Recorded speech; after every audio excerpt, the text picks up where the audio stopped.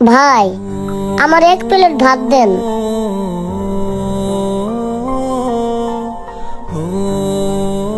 কিরে ভাত যে দিমু, ভাতের সাথে কি দিমু ক? গরু আছে, মুরগি আছে, ডাইল আছে, আলু ভর্তা আছে, পাঙ্গাস মাছ আছে, ইলিশ মাছ আছে, তোরে কি দিয়া দিমু ক? ভাই, আমার অত কিছু লাগবে না, আপনি শুধু আমারে কাঁচা মরিচ দিয়ে এক প্লেট ভাত দেন। কি বলিস, কাঁচামরিচ দিয়ে ভাত দিমু? তুই কেমনে খাবি তরকারি ছাড়া? ভাই, আমাদের মতো গরিবদের কি ভালো তরকারি দিয়ে ভাত খাওয়ার সামর্থ্য আছে? কি বলিস, তাই বলে কি খালি কাঁচামরিচ দিয়ে ভাত খাবি? আরে ভাই, আমি তো তাও কাঁচা মরিচ দিয়ে খাইতেছি, আর আমার জায়গায় যদি আপনি থাকতেন, আপনার মাটি চাবিয়ে খাইতে হইতো। আমি কাঁচা মরিচ দিয়ে খাইতে পারবো, দেন তো ভাই আপনি। আচ্ছা ঠিক আছে।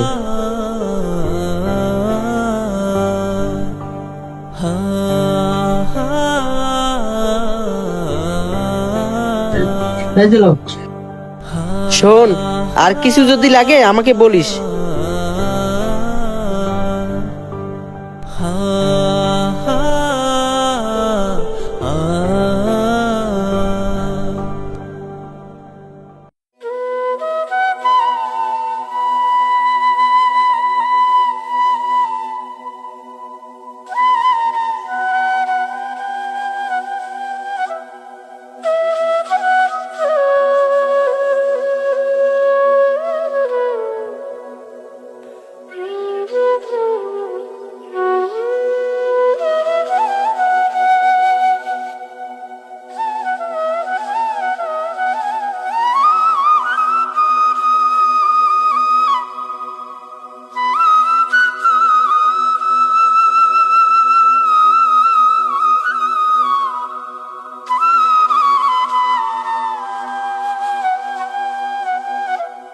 এই যে ভাই, আপনার 10 টাকা।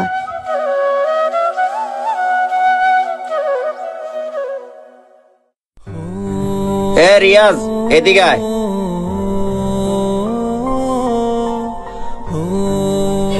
জি মহাজন। কিরে, ওই কি প্রতিদিন আইসা 10 টাকার ভাত খায়? হ মহাজন, ও প্রত্যেকটা দিন আইসা 10 টাকার ভাত খায়, তরকারি তো নেই না, আইসা খালি কাঁচামরিচ দিয়ে ভাত খায়। এমনিতে কেমনে খায় আল্লাহই জানে।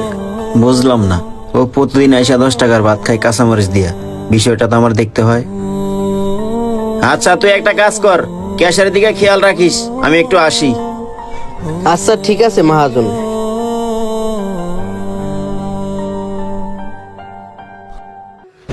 এই ছেলে শোনো, এই ছেলে, এই ছেলে দাঁড়াও। আরে ভাই, আপনি কিছু বলবেন? হ্যাঁ, তোমার নাম কি ভাই? ভাই, আমার নাম দীপু। ও আচ্ছা, আমি একটা কথা জানার জন্য আসছি, তুমি কি করো আর থাকো কই? ভাই, আমি ওই পাশের গ্যারেজে কাজ করি, আর ওইখানেই থাকি। ও আচ্ছা, বুঝতে পারছি। তো তুমি যে প্রতিদিন আমার হোটেলে এসে কাঁচামরিচ দিয়ে 10 টাকার ভাত খাও কেন? তোমার গ্যারেজ থেকে কি তোমাকে বেতন দেয় না? হ ভাই, দেয় তো। যেই টাকা গ্যারেজ থেকে দেয়, ওই টাকা আমার মায়ের চিকিৎসার জন্য সব খরচ হয়ে যায়। আরে কি বলো, গ্যারেজ থেকে যে টাকা দেয় সে টাকা তোমার মায়ের চিকিৎসার পিছনে খরচ হয়ে যায়? তাছাড়া তোমার বাবা কোথায়? ভাই, আমি তো আমার জন্মের পর আমার বাবাকে কোনোদিন দেখিই নাই।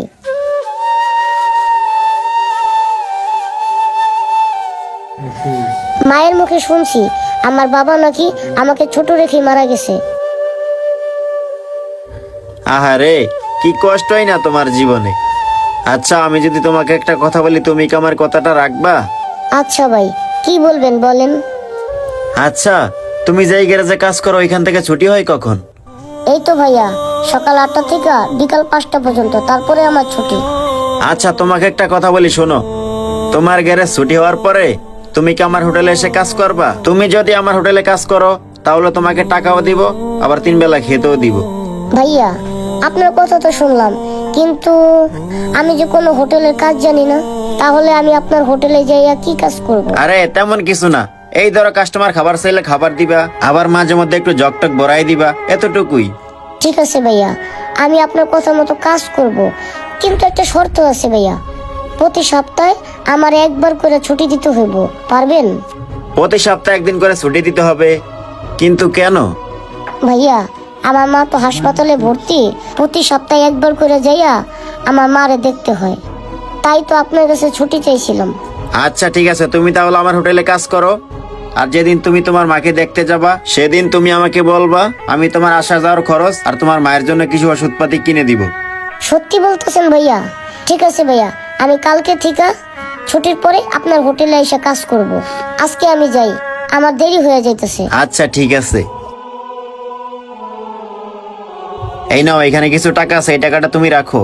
না ভাই, এখন আমি টাকাটা নিতে পারবো না। যখন আপনার হোটেলে কাজ করব তখন আমাকে দিয়েন। আর আমার দেরি হয়ে যেতেছে, আমি এখন যাই, কালকে আসবো। এমন অনেক মানুষ আছে প্রয়োজনে না খেয়ে থাকবে, কিন্তু তারা কখনোই কারো কাছ থেকে সাহায্য নিতে চায় না। তাই আমাদেরও উচিত কোনো না কোনো মাধ্যম দিয়ে হলেও এই ধরনের মানুষগুলোর পাশে থাকা। ভিডিওটি ভালো লাগলে সর্বোচ্চ শেয়ার করে দিবেন। যে কোনো নতুন ভিডিওর জন্য আমাদের পেজটি ফলো দিয়ে আমাদের সাথে থাকবেন। ধন্যবাদ সবাইকে। আসসালামু আলাইকুম।